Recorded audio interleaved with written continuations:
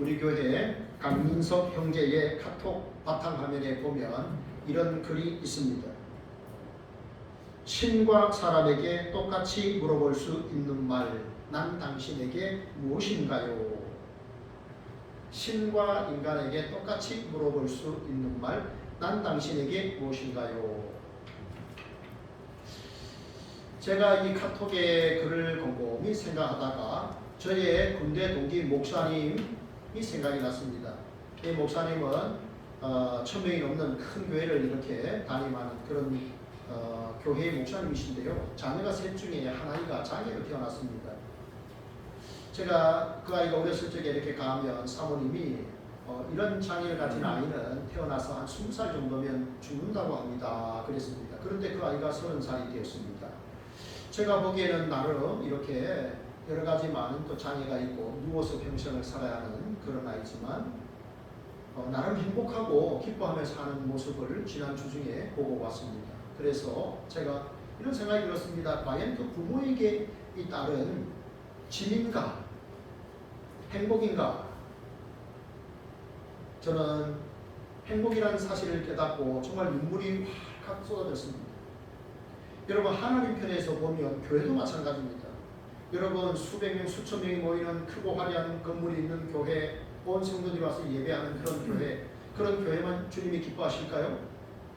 작은 상가 교회라도 지속적으로 성도들이 모여서 예배하며 교제를 나누면 그 또한 하나님께서 기뻐하시는 짐이 아니라 행복한 교회가 되는 줄로 믿습니다. 여러분, 우리가 지난 주일에는 교회 7주년 감사 예배를 드렸습니다. 그래서 교회는 어떠해야 되는가에 대해서 우리가 살펴보았고요. 오늘은 교회 공동체를 이루는 성도는 어떤 사람이 되어야 되는가에 대해서 우리가 함께 세 가지로 살펴보기를 원합니다. 우리 첫째 한번 읽어볼까요? 첫째, 시작. 하나님께 기도하는 사람. 아멘. 여러분, 우리는 언제 기도해야 될까요? 딱 두 가지 경우에만 기도하시면 됩니다. 그렇게 생각하지 마십시오. 첫째는요, 어려움이 있을 때 기도하시고, 둘째는요, 어려움이 없을 때 기도하시면 됩니다. 알겠죠? 잘 아셨죠? 딱 두 가지 경우에요. 어려움이 있을 때, 또 어려움이 없을 때. 굉장히 쉬운 것 같지만 사실은 생각해보면 굉장히 어려운 거죠. 네, 어려움이 있든지 어려움이 없든지 이거 두 경우 중에 우리가 두 경우를 만나면 기도를 해야 되는데, 오늘 본문에 보면요, 이삭과 리브가에게 자녀가 있었습니다. 그죠? 자녀가 있었는데 이삭과 리브가에게 자녀가 있었죠. 그런데 언제 생겼느냐? 결혼하고 20년 만에, 그러니까 60에 아이를 낳은 거예요. 여러분, 늦었다고 생각하지 마십시오. 늦었다고 생각하지 마시고 하나님 앞에 우리 계속 기도합시다. 결혼을 위해서, 그리고 또 자녀를 위해서 기도해야 됩니다. 여러분, 20년 결혼하고 40에 결혼했거든요. 그런데 20년 동안에 자녀가 없었어요. 자, 여러분, 20년 동안 결혼해서 자녀가 없었다 그러면 여러분 같으면 어떻게 하실 겁니까? 오늘날 같으면 현대의학으로 여러 가지 방법을 동원할 수 있겠지만 그때는 사실 괜히 거부였어요. 그러나 그런 의학은 없었습니다. 아브라함이 돌아가셨어요. 그런데 아브라함이 살아 생전에 그 아들이 결혼하고, 그리고 결혼 생활하면서 자녀가 태어나기를 얼마나 기도했겠습니까? 그죠? 네, 내 손주를 보기를 얼마나 원했을까요? 그런데 아브라함이 돌아가실 때까지 손주는 태어나지를 않았습니다. 무려 20년의 세월이 흘렀어요. 여러분, 성경에는 기록이 되어 있지 않지만 이 부부가 자녀를 위해 기도하지 않았을까요? 아브라함도 기도했을 것이고 이삭과 리브가도 분명히 기도를 했습니다. 그런데 20년 동안 자녀가 생기지 않다가 이제 60에, 이삭의 나이 60에 자녀를 얻습니다. 기도했더니 하나님께서 응답을 주셨습니다. 여러분, 우리가 주님의 이름으로 기도하기만 하면 주님께서 즉각적으로 응답하실까요? 그렇지 않죠? 네, 오늘 부부가 결혼했는데 20년 동안 자녀를 위해서 기도를 했겠죠. 그러나 20년 동안에 그 자녀에 대한 기도 응답은 없었습니다. 그러나 하나님이 듣지 않으신 것은 분명히 아니었죠. 우리가 성경에 나타난 기도 응답의 경우를 보면 즉각적으로 기도 응답이 되는 경우가 있습니다. 언제입니까? 엘리야가 갈멜산에서 아세라 선지자 450명을 초대를 하죠. 그리고 누가 참 신인가를 대결을 합니다. 먼저 아세라 선지자에게 기회를 줍니다. 그래서 그들이 이렇게 제물을 올려놓고 기도합니다. 자기들의 신에게 기도하는데 아무런 응답이 없습니다. 그러니까 옆에서 엘리야가 뭐라고 그럽니까? 너희의 신이 혹 자고 있을지도 모르니까 깨우라고 그렇게 조롱도 합니다. 예, 그 선지자들이 막 이렇게 자기 몸에 해를 입히면서까지 기도했지만 응답이 없었습니다. 그러자 이제 오후가 되면서 기도는 엘리야 차례가 됩니다. 엘리야가 하나님 앞에 기도합니다. 그랬더니 그 즉시로 불이 떨어집니다. 그래가지고 제물을 태웁니다. 그리고 그 제물 주변에 있는 또랑이 물을 다 태웠습니다. 하나님 안에 참 신이십니다. 깨닫게 되는 것이죠. 그래서 어떻게 합니까? 하나님께 영광을 돌립니다. 그리고 아세라 선지자들 450명을 다 체온으로 시키지 않습니까? 이렇게 우리가 기도하면 즉각적으로 응답되는 경우가 있습니다. 그런데 여러분, 우리가 기도할 때 하나님께서 응답의 방법은 세 가지인데요. Yes, No, Wait. 기다리라는 것도 있습니다. 안 된다는 것도 있습니다. 여러분 생각해 보세요. 어린 자녀들이 주부가 사용하는 이 식칼을 달라고 요청했단 말입니다. 엄마, 아빠, 식칼 주세요. 그러면 여러분 주겠습니까? 안 주겠습니까? 최지훈 집사님 주시겠습니까? 안 주시겠습니까? 안 줍니다. 왜 안 줄까요? 너무너무 사랑하는 나의 딸들이 엄마 이 식칼 좀 주세요. 네, 조금 전에 고기도 썰고 뭐도 하고 이 번쩍번쩍 날이 선 이 식칼을 자기에게 달라고 했을 때 사랑하는 자녀인데 안 줍니다. 왜 안 줄까요? 사랑하니까 안 주는 거예요. 여러분, 우리가 하나님 앞에 내 뜻대로 내 생각대로 기도를 합니다. 일단은 그렇지 않습니까? 우리가 기도할 때 그럴 때 하나님께서 아니야, 이건 아니야, 혹은 기다려라고 말씀하실 때는 하나님께서 다른 계획을 갖고 계신 줄 여러분 믿으시기 바랍니다. 계속 기도하십시오. 예수님께서 뭐라고 말씀하셨습니까? 구하라, 찾으라, 두드리라 그랬습니다. 구하고 찾고 두드리는 겁니다. 여러분, 악한 부모도 자식에게 좋은 걸 주는데 하물며 하나님께서 우리가 기도하는데 하나님께서 그냥 계시겠습니까? 성부께서 성자도 아끼지 아니하시고 우리를 위하여 십자가에서 아들을 내어주신 하나님께서 우리를 위하여 뭘 아끼시겠습니까? 가장 좋은 것을 주시기 위해서, 가장 귀한 것을 주시기 위해서 하나님께서 준비하시는 줄 믿으시고 인내하며 기도하시기 바랍니다.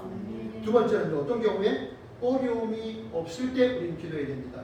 여러분, 어려움이 있을 때는 당연히 어려움 때문에 하나님 찾죠. 그죠? 어려움이 있을 때는 당연히 어렵기 때문에 찾습니다. 그런데 어려움이 없으면요, 평안이 임하고 기쁨이 있고 별탈이 없으면 어떻게 됩니까? 하나님을 찾지 않는 경우가 많이 있습니다. 우리 조금 전에 모현 소망교회 이동호 목사님의 우리 또 축하 메시지를 들으셨잖아요. 네, 한국 교회가 경제적으로 성장을 하는 가운데 하나님을 점점 놓치게 되었다. 하늘의 소망을 잃게 되었다. 그런 말씀하셨잖아요. 왜냐하니까 배부르고 등 따시니까 여기에 있는 게 여기 많이 있으니까 누리고 있으니까 굳이 꼭 하나님의 나라 천국 별로 기대감을 갖지 못하게 되었다는 것입니다. 경제적인 풍요가 신앙의 이 부요함을 놓치게 만들었습니다. 여러분 생각해 보십시오. 군인들은 전쟁이 없는 경우에도, 전쟁이 없을 때도 전쟁을 대비합니다. 군인들은 그렇습니다. 전쟁이 일어나지 않았는데 전쟁을 대비합니다. 우리나라도 막강한 이 군사력을 유지하기 위해서, 세계 10위의 군사력을 유지하기 위해서 해마다 엄청난 그 국방비를 우리가 지출을 합니다. 전쟁이 일어나지 않았는데 우리는 계속 전쟁을 대비합니다. 여러분, 어려움이 있을 때는 당연히 하나님 찾고 의지하게 됩니다. 어려움이 없을 때는 평안하기 때문에 때로는 우리가 신앙이 나태해질 수 있습니다. 성경이 말씀합니다. 쉬지 말고 기도하라고 하는 이 말은 기도를 포기하고 싶을 때, 기도해도 응답이 안 되고 그렇게 포기하고 싶을 그때조차도 기도를 포기하지 말라는 뜻입니다. 24시간 내내 기도만 하세요. 그게 아니라 기도하고 싶지 않은 그 포기의 순간, 그 순간조차도 기도를 포기하지 말라는 뜻입니다. 여러분, 사람의 몸에 아주 중요한 기관이 하나 있는데요, 기도입니다. 숨구멍이라 그러죠. 만약에 여기에 이 기도에 음식물이 탁 들어가면 어떻게 됩니까? 즉각적으로 반응합니다. 즉각적으로 재채기를 해서 음식을 뱉어내죠. 그 속도가 110km입니다. 여러분, 제 자동차 속도가요 108km가 최고 속도입니다. 제한 속도에 걸려가지고. 네, 그런데요, 그 속도보다 더 빠릅니다. 뭔가 음식물이 여기 기도로 싹 들어가면 바로 팍 토해냅니다. 살려고 그게 못 들어오게 합니다. 여러분 보세요. 우리가 하나님께 대화하는 것도 기도입니다. 이 기도가 막히면요, 숨구멍이 막히면 육체가 죽고 영적인 하나님과의 대화가 막히면 영이 죽는 것입니다. 제가요, 이제 저희 부친의 연세가 있다 보니까 매일 통화를 합니다. 매일 통화를 합니다. 살아계시는가? 첫 번째는 살아계시는가 통화를 합니다. 그리고 잘 계시는가? 통화를 하고 또 어떤 때는 기도를 해드리고 그럽니다.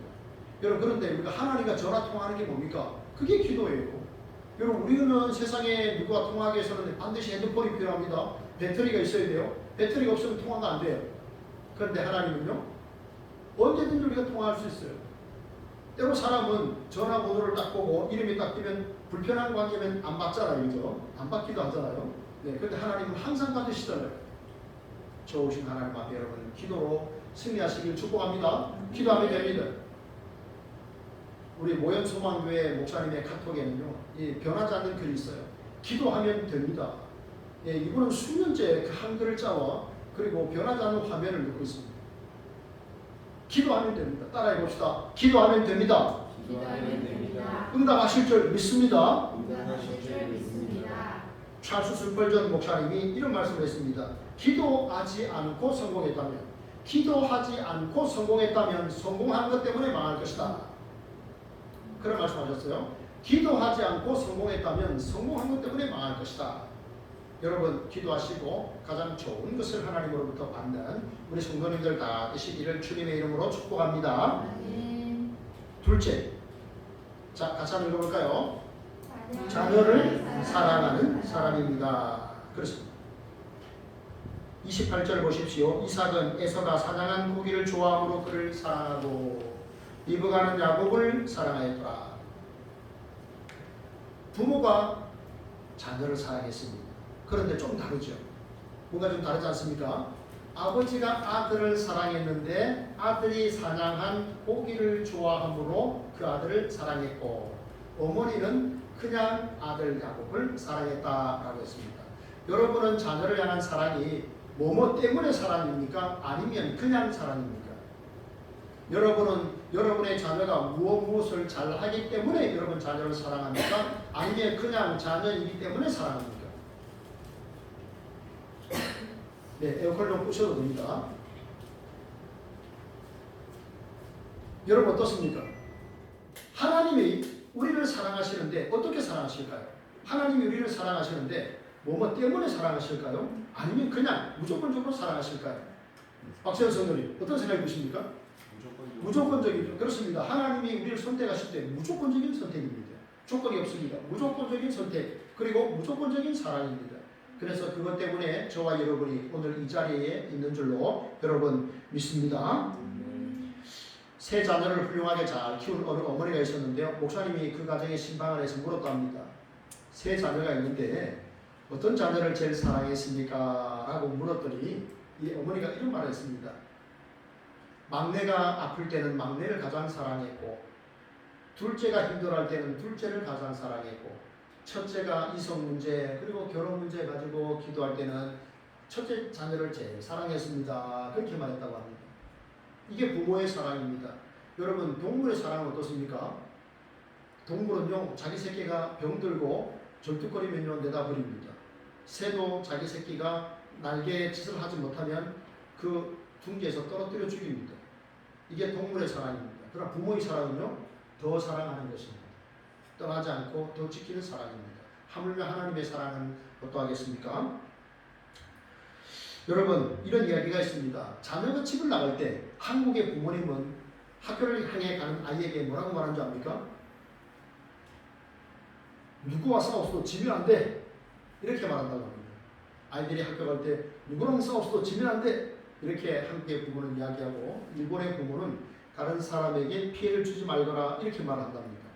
미국의 부모는 다른 사람에게 도움이 되거라 이렇게 말을 한다고 합니다. 여러분은 어떻게 말을 하십니까? 저는 아이들이 출근하거나 뭐 이렇게 할 때 bless you라고 말합니다. 하나님이 복 주시기를, God bless you 이렇게 합니다. 여러분, 오늘 이 이삭과 리브가가 이 두 자녀를 키우고 사랑하는 모습에 있어서 많은 어떤 모순이 있었다는 것을 우리가 알 수 있죠. 여러분 우리는 그럼 자녀를 어떻게 사랑해야 되는가? 첫째는요. 우리가 자녀를 어떻게 사랑해야 되는가? 첫 번째는요.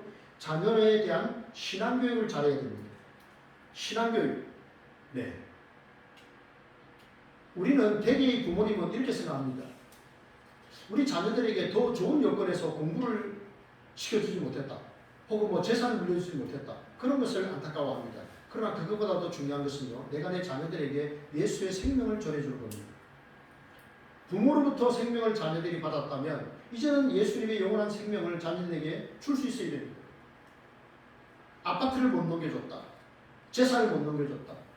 공부를 많이 못 시켰다. 여러분 그것도 안타까운 일이지만 예수의 생명과 비교하면 그건 아무것도 아닙니다. 우리가 주님의 생명을 자녀들에게 여러분 이렇게 여러분 잘 넘겨줄 수 있기를 물려줄 수 있기를 바랍니다. 하나님과 동행하는 삶, 주님 붙들고 인생의 그 험난한 파도를 넘어갈 때 주님과 함께함으로 이 아이들도 믿음의 길을 잘 걸어갈 수 있도록 여러분 그렇게 애써주시기를 바랍니다. 그 다음에요. 하나님 사랑, 이웃 사랑하는 사람으로 키워낼 수 있어야 됩니다. 여러분 그냥 기계적으로 이런 세상에 잘 견뎌낼 수 있는 그런 아이들로 우리가 키우는 것이 아니라 정말 하나님을 사랑하고 이웃을 생각할 줄 아는 아이들. 그저 자기만 잘나서 자기만 잘 먹고 잘 살고 자기 가정만 지키는 그런 아이가 아니라 남도 돌아볼 수 있는 아이로 키워야 됩니다. 한 율법사가 예수님께 찾아왔죠. 그래서 성경의 핵심 강령을 물어봅니다. 그러니까 주님 뭐라고 말씀합니까? 내 하나님을 마음과 뜻을 다해서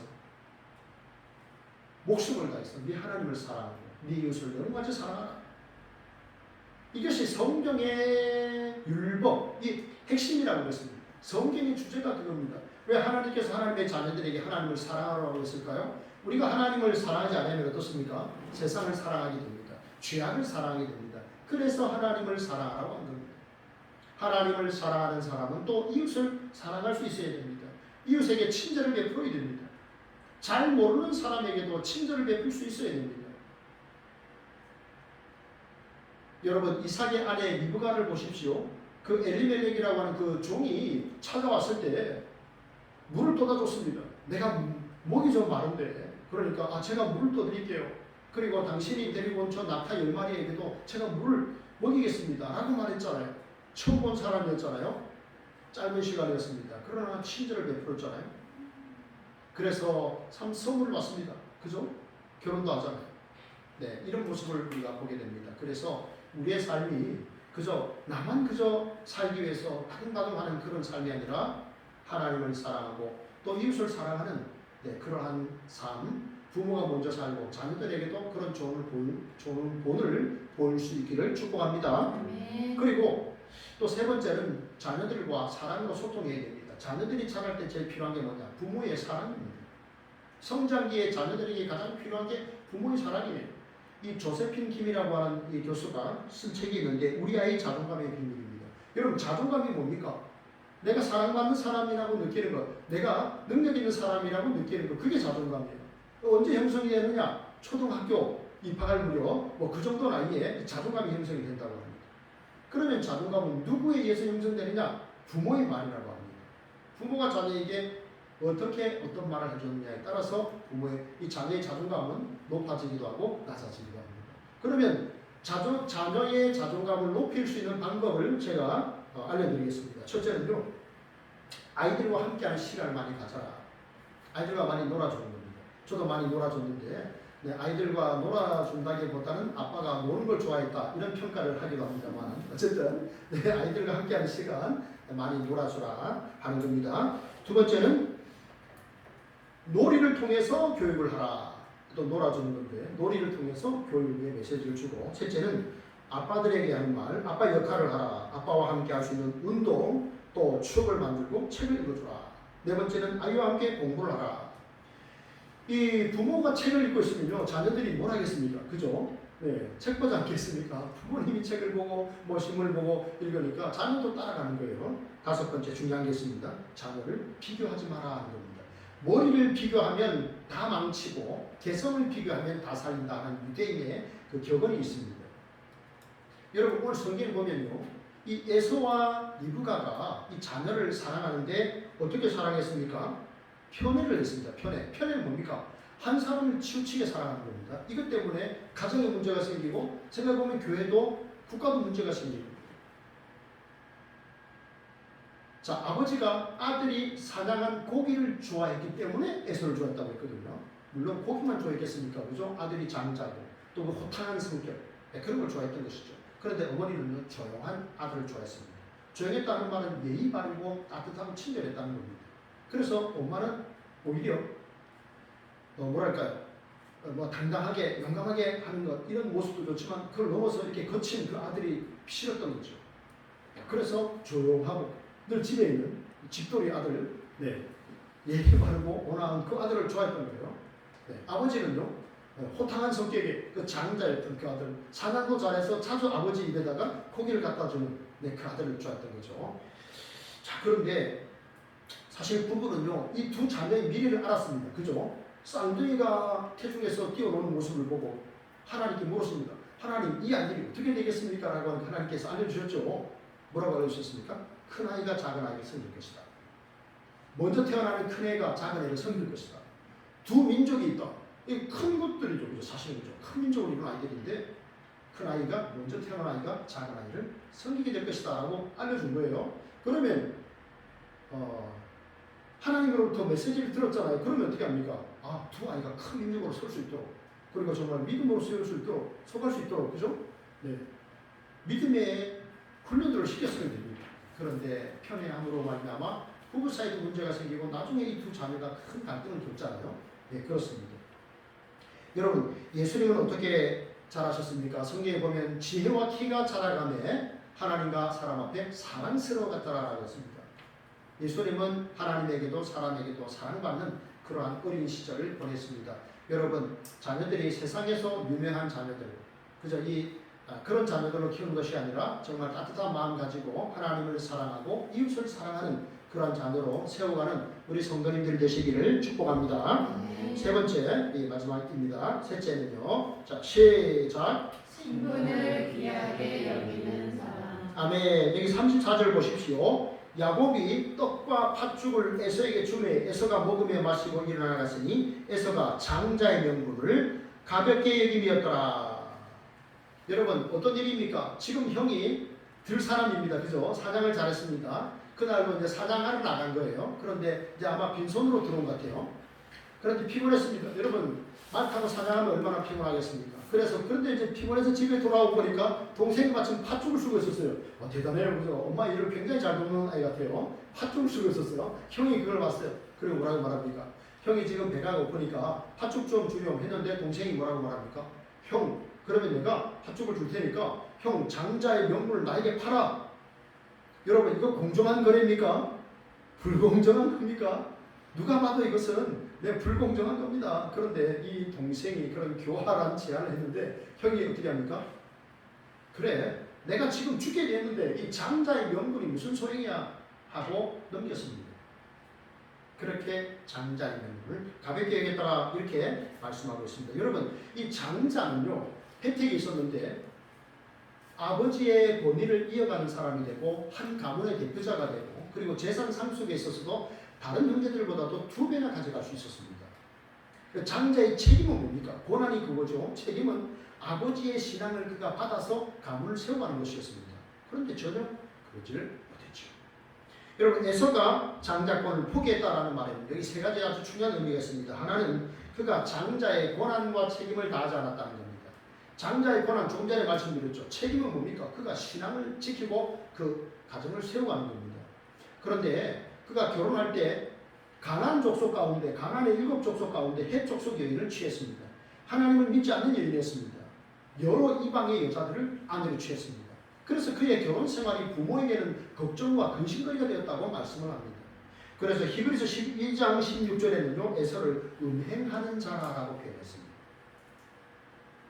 그는 그의 고난과 책임을 다하지 않았습니다. 두 번째는 그는 하나님을 부신했습니다. 히브리서 12장 16절은 에서를 이렇게 평가합니다. 한 그릇 음식을 위해 장자의 명분을 판 에서와 같이 망명된 자가 없도록 살피라. 여기 망명되다라는 말은 경건하지 않다, 더럽다, 신앙이 없다라는 뜻입니다. 한 그릇 팥죽을 먹기 위해서 그는 신앙을 내버린 것입니다. 그래서 하나님을 불신한 사람이었다 하는 겁니다. 또 셋째는요, 그가 정욕을 따라서 급하게 행동했다는 것입니다. 여러분, 배가 고프니 당연히 먹을 것이 있어야 됩니다. 저도 배고프면요, 짜증 수치가 굉장히 올라갑니다. 배가 고프면요, 참 특별히 내가 금식을 해야지 하는 것 외에는 배가 고프면요, 화가 납니다. 저만 그런가, 아니면 남자들이 그런가, 아니면 저만 그런지는 잘 모르겠는데요. 어쨌든 그렇습니다. 그러면 이제 예를 들어서 에서가 왔습니다. 자, 사냥하다가 왔습니다. 엄청 얼마나 배가 고팠겠습니까? 그래서 이제 일단은 동생이 제안을 합니다. 형, 그러면 막 바꾸자. 형은 장자의 명분을 나에게 팔고 나는 그럼 팥죽을 줄게. 그러면 이제 형이 입장에서 팥죽을 열심히 먹었습니다. 네, 여기 보니까 이제 떡하고 이제 팥죽을 먹은 건데 먹다가라도 생각을 바꿔야죠. 먹다가라도 잘못 난 다음에 이렇게 말할 수도 있잖아요. 뭐라고 말할 수 있을까요? 야, 동생, 형이 아무리 생각해봐도 이건 아닌 것 같아. 내가 팥죽 너무 잘 먹었어. 떡도 잘 먹고 참 고마운데 내가 나중에 다음에 또 이 형이 사냥 나가서 잡으면 내가 그거 한 마리 넣어줄게. 노루 한 마리 넣어줄게. 아무리 생각해도 장자의 명분을 이 팥죽에 판다는 것은 아무래도 형이 말을 잘못한 것 같아. 취소야. 어떤 걸로 해? 이렇게 말할 수도 있잖아요. 그죠? 먹고 난 다음에 아니면 먹으면서라도 장자의 명분에 대해서 생각할 수 있잖아요. 내가 이걸 먹는 게 대가가 그거라는 거 생각할 수 있잖아요. 말할 수도 있잖아요. 그런데 성경 자세히 보면 먹고 마시고 일어나 갔더라 이렇게 표현하고 있습니다. 그러니까 뭡니까? 장자의 권한, 장자의 명분, 책임, 특권 이거 가르치겠다는 겁니다. 동생은요 아주 교활했습니다. 하나님의 복을 받기 위해서 교활했습니다. 여러분 제가 한번 물어볼까요? 부정한 경제 활동을 해서 헌금을 많이 한다면 그게 하나님께 영광이 될까요? 자, 두 번째, 내가 교회 예배 시간을 지키기 위해서 도로의 교통 그 사인을 무시하고 달려도 괜찮은 걸까요? 내가 전도하기 위해서 거짓말을 하면서 이웃에게 전도를 해도 그것은 괜찮은 걸까요? 아닙니다. 그렇지 않습니다. 하나님을 오해하는 겁니다. 형은, 동생은 아주 교활했고 형은 또 어떻습니까? 형은 하나님에 대해서 무관심 많습니다. 하나님에 대해서 그리고 하나님의 하시는 일에 대해서 그런 관심이 없었습니다. 여러분은 성도라는 여러분의 그 정체성, 여러분의 신분을 얼마나 귀하게 여기십니까? 내가 하나님의 자녀, 성도라고 하는 그 신분을 여러분은 얼마나 귀하게 여기십니까? 제가 이제 주중에 여름 성경학교가 있고 8월 15일에 우리 교인들 우리 수련회가 있잖아요. 그래서 답사를 갔다 왔습니다. 어디를 갔다 왔냐면 양지에 있는 우리 한국 기독교 순교자 기념관에 다녀왔습니다. 제가 한 10년 전에 거기를 가보고 처음 가봤어요. 리모델링을 새로 했다고 합니다. 코로나 기간 동안에. 그런데 거기 가니까요, 참 많은 분들이 신앙을 지키기 위해서 목숨을 내어놓은 그런 모습들을 좀 많이 봤습니다. 특히 여러분 잘 아시죠? 주기철 목사님 여러분 잘 아시지 않습니까? 주기철 목사님, 그죠? 우리 또 손명훈 목사님, 주기철 목사님 여러분 잘 아시잖아요. 그런데 이 주기철 목사님은 이제 연세대학을 다니다가 평양신학교에 입학을 합니다. 눈이 안 좋아서 평양신학교에 입학하면서 이제 목사 안수를 받잖아요. 그리고 평양산정형교회를 담임하지 않습니까? 예, 부산에서 이제 그 초량도 교회를 잠시 담임을 하다가 이제 도심교회인데 이제 평양에 가서 산정형교회를 담임하다가 신사참배를 반대하시다 그것을 6년간 감옥살이를 하고 돌아가십니다. 그리고 그 아들 주영진 목사님도 또 전도사 사역을 하다가 공산당에 의해서 이제 죽게 되죠. 네. 그런데 이 목사님이 하신 말씀, 그게 굉장히 제게 새롭게 다가왔습니다. 뭐라고 말씀하셨냐면, 예수님을 떠나서 내가 살면 나는 정말 죽은 것이고, 예수님을 따라 내가 죽으면 정말 내가 사는 것이다. 그렇죠? 잠시 살려고 나 예수 부인하겠소. 나는 내가 공경해야 될 내 어머니도 있고 내 아내도 있고 자식들도 많으니 내가 이제 일본 천황 앞에 절하겠소. 신사참배하겠소. 그것을 국가의식으로 생각하고 나도 그렇게 절하겠소. 이러고 그냥 가서 또 설교하고 그렇게 목회할 수도 있었잖아요. 한경주 목사님은 신사참배를 하신 분입니다. 서울 영락교회에 개척하셨던 한경주 목사님은 나는 신사참배를 했습니다. 그분이 1985년 종교인의 그 노벨상이라고 할 수 있는 템플상을 여기 여의도 63 빌딩에서 받으셨는데요. 그때 그분이 그랬습니다. 여러분, 나는 신사참배를 한 죄인입니다. 라고 그렇게 말씀하셨습니다. 살아나셨다는 겁니다. 신사참배를 하고 본인은 사셔서 계속 목회를 했고, 주기철 목사님은 신사참배를 끝까지 거부했고 6년 동안 감옥에 계시다가 사망하셨죠. 순교를 하신 겁니다. 각자 하나님을 사랑하는 그 표현이 달랐던 거죠. 그런데 주기철 목사님, 내가 정녕 예수를 버리고 내가 살면 나는 정말 죽는 것입니다. 내가 예수님을 따라 죽게 되면 내가 정말 사는 길입니다. 그렇죠? 여러분, 우리는 정말 얼마나 나의 신앙을 귀하게 여기십니까? 여러분, 예배를 얼마나 여러분 귀하게 여기십니까? 졸다가 늦어도 되는 겁니까? 어떤 일이 있고 피곤하고 하면은 빠져도 괜찮은 겁니까?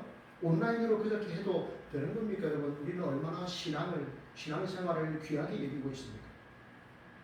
목에 칼이 들어와도 총이 있어도 여러분, 내가 끝까지 여러분 신앙을 붙드시겠습니까? 제가 저희 고등학교 동창 중에 아직 장가를 안 간 친구가 있는데요. 이 친구가 이제 카톡에 통상 보면은 카톡에 그냥 비어 있어요. 아무 그림도 없어요. 여러분 중에도 그런 분 있죠. 카톡에 사진 안 올리는 분 있죠. 그런데 그러다가 수년을 그렇게 하다가 이 친구가 갑자기 사진을 하나 올렸어요. 내가 이상해서 자세히 보니까요, 할아버지 묘비를 올린 거예요. 할아버지 묘비를 찍어 올렸어요. 그래서 자세히 보니까 애국지사 권땡땡의 묘라고 되어 있었습니다. 애국지사. 할아버지가 애국지사에서 대전 현충원에 있는데요. 묘가 엄청 커요. 애국지사 묘는 엄청 큽니다. 네. 자세히 이제 인터넷에 또 검색해 봤어요. 그러니까 무엇을 했느냐. 1919년 3월 이제 3일 운동이 있었잖아요. 서울에서. 그런데 이분이 이제 경북 안동에 사니까 늦게 들었어요. 그리고 1919년 3월 21일에 안동에서 만세운동을 일으키는 주동자가 된 거예요. 그래서 일제 순사에서 잡혔고 2년 동안 감옥살이한 거예요. 그게 다예요. 그게 다예요. 일제강점기에 태극기 운동을 주도했고 감옥살이 2년 했어요. 그런데 광복이 됐어요. 그리고 1968년에 대통령 훈장을 받습니다. 그리고 1990년에 대한민국 건국훈장 애족장을 받습니다. 이렇게 되니까 무슨 혜택이 있었느냐? 이 할아버지 돌아가셨어요. 1990년에 이 건국훈장 애족장을 받았는데 할아버지는 돌아가셨는데 그 자녀 그리고 손자 손녀까지 혜택이 주어지는데 어떤 혜택이냐? 잘 아시다시피 대학의 수업료, 등록금 수업료가 전액 면제가 됩니다. 물론 70점 이상 받아야, 한 B 정도는 받아야 뭐 4년이든지 6년이든지 전액 면제가 됩니다. 취업을 할 때 가산점이 10% 가산점이 붙습니다. 국가 유공자 자녀 혜택을 받습니다. 굉장했습니다. 할아버지가 뭐랬습니까? 일제강점기에 일본 순사들이 이렇게 총칼을 메고 다스리고 해방운동하는 사람들 잡아다 가두고 죽이던 그 시대에 과감히 만세운동을 한 거예요. 대한독립 만세. 그 운동을 하다가 2년 동안 감옥살이 한 거예요. 그게 다예요. 그런데 국가는 그분들의 공을 인정했고 자녀, 손자, 손녀까지도 큰 혜택을 줬습니다. 여러분 생각해 보십시오. 우리도 세상을 살면 분명히 누구 편에 서야 됩니다. 중립이 없어요. 자동차에는 중립이 있지만 신앙생활은 중립이 없습니다. 여러분 어느 편에든지 서야 됩니다. 하나님 편에 서시겠습니까? 마귀 편에 서시겠습니까? 여러분 하나님 편에 서시면 하나님이 반드시 기억하시고 그를 기념하시고 위로하시고 상을 주실 줄로 여러분 믿으시기 바랍니다. 말씀을 맺겠습니다. 오늘 성도는 어떤 사람입니까? 세 가지입니다. 기도하는 사람입니다. 자녀를 사랑하는 사람입니다. 신부를 귀하게 여기는 사람입니다. 우리도 끝까지 믿음을 지켜서 주님으로부터 상을 얻은 귀한 하나님의 백성들 다 되시기를 진심으로 바랍니다. 기도하겠습니다. 함께 말씀을 생각하며 기도합시다. 하나님 감사합니다. 우리도 이 땅을 살아가는 동안에 어렵거나 또 평시에나 늘 기도하는 죄를 되게 하시고 하나님 자녀를 사랑하되 말씀의 방법으로 편애하지 아니하고 사랑하는 삶을 살아가는 저희들이 되게 하여 주옵소서. 하나님 아버지 신분을 귀히 여기게 하시고 신앙을 귀하게 여기게 하시고 끝까지 믿음을 지켜 하나님 앞에 섰을 때에 잘하였도다 착하고 충성된 종아 칭찬받고 위로를 받고 상을 얻는 주의 거룩한 백성들 다 될 수 있도록 인도하여 주옵소서. 하나님, 우리 교회를 지난 7년의 세월 동안 지켜주신 것 감사합니다. 주님 오시는 그날까지 하나님의 사명을 감당하며 건강하고 하나님 또 하나님 기쁘시게 하는 교회로 우뚝 설 수 있도록 은혜 베푸시고 인도해 주옵소서. 하나님 감사합니다. 우리를 통해 영광을 받으시고 끝까지 우리가 믿음을 지켜 주님 앞에 섰을 때 칭찬받고 상을 얻는 하나님의 자녀들 되게 하옵소서. 감사하고 예수님 이름으로 기도합니다. 아멘.